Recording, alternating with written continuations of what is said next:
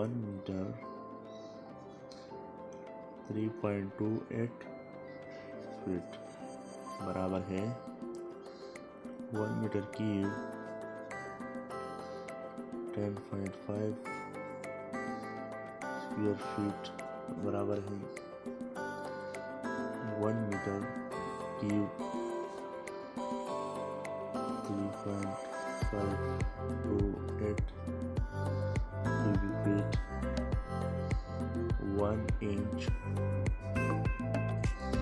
2.5 4 centimetre. ठीक है,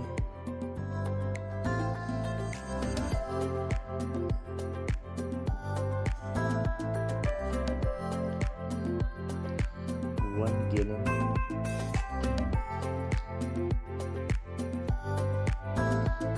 4.546 litres.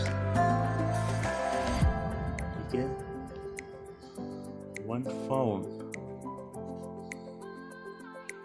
0.4536 kg 1 ton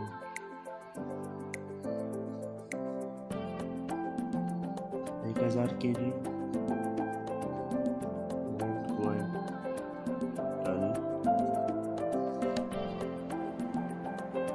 100 kg। ठीक है,